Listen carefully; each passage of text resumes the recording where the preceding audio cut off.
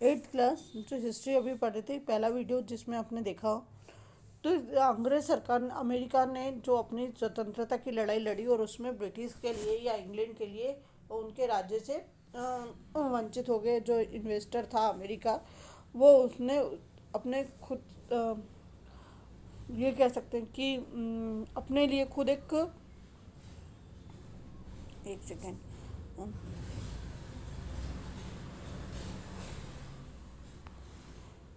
एक औद्योगिक क्रांति स्थापित करी थी। उसके बाद आता है फ्रांसीसी 18वीं शताब्दी के अंत तक फ्रांस में एक क्रांति हुई थी, या क्या बोलते हैं, रिवॉल्यूशन हुआ था, जो एक विश्व घटना के बारे में इसको प्रभाव डालता है कि विश्व उस समय फ्रांसीसी समाज में तीन परतें शामिल हुआ करती थी। कुलीनता, पादरी और आमजन, मतलब एक बड़े संपन्न परिवार के लोग। दूसरा होता था जो धार्मिक प्रवृत्ति के लोग, जो पूजा पाठ वाले संत महात्मा रहते थे। दूसरा होता था आम जन, जो एक सामान्य वर्ग है।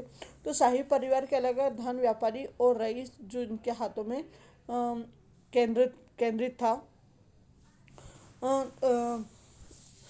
पहले और दूसरी जो संपत्ति विलासिता में रहती थी, मतलब जो बड़े बड़े लोगों के संपत्तियों के रूप में ये उसकी लग्जरी को क्या कह सकते हैं कि विलासिता को ये भोग करते थे। और इन्होंने करों का भुगतान का और आवश्यकता, मतलब ये जो टैक्स विलासिता का उपयोग करते थे, परंतु ये टैक्स नहीं देते। तो तीसरी और तीसरी संपत्ति के भीतर ये बहुत गुस्से के कारण बना, जिसके कारण आम जनता ने कि आम जनता टैक्स देती थी, परंतु विलासिता का जो सारी चीज़ें उपयोग करते थे वो व्यापारी लोग या बड़े रईस लोग करते थे। परंतु इसके कारण उन लोगों में भारी गुस्सा बढ़ने लगा, जिसके संपन्न के कारण फ्रांसीसी आबादी ने जो बहुमत गठन किया था, जिसमें तीसरी संपत्ति, जो कि नेताओं ने खुद नेशनल असेंबली के नाम से घोषित करी थी कि जितनी भी राष्ट्रीय संपत्ति है वो राष्ट्र के ये जो नेता लोग हैं ये उपयोग करेंगे। और राजाओं के खिलाफ इन्होंने विद्रोह करके रिवोल्यूशन या क्रांति बढ़ाई थी।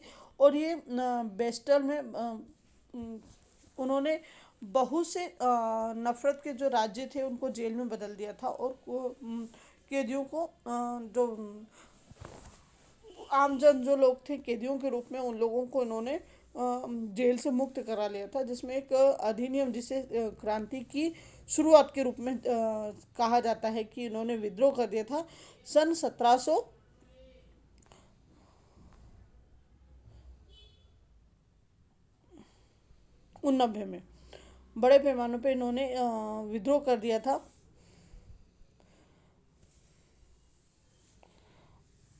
जो शाही परिवार को जो पेरिस के लिए वायरस छोड़ने के लिए मजबूर कर दिया था। मतलब ऐसे बहुत बड़ा परिवार था जो कि एक राजशाही परिवार के रूप में जाना जाता है।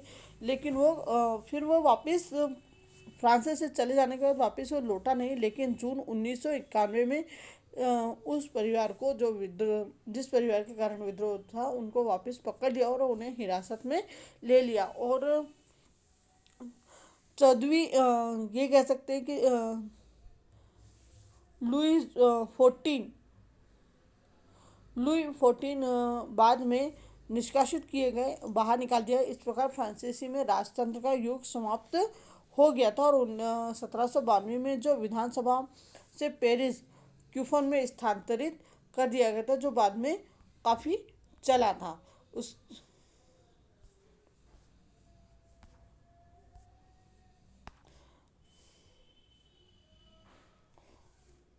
एक सेकेंड।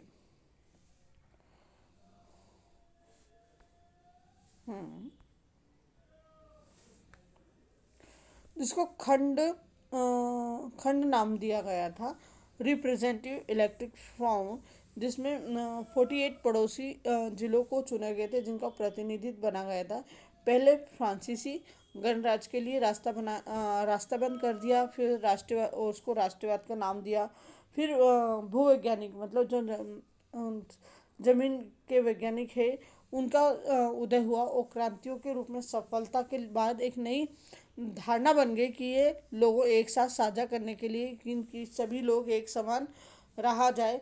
क्योंकि अपने भारत देश में देखा जाए तो ये बहुत बाद में आया, परंतु अंग्रेजों में या विदेशों में ये बहुत पहले आ गया था कि सभी लोग एक समान होने चाहिए या एकता की भावना होनी चाहिए। यहाँ पे छोटे बड़ों की अहमियत नहीं होती थी।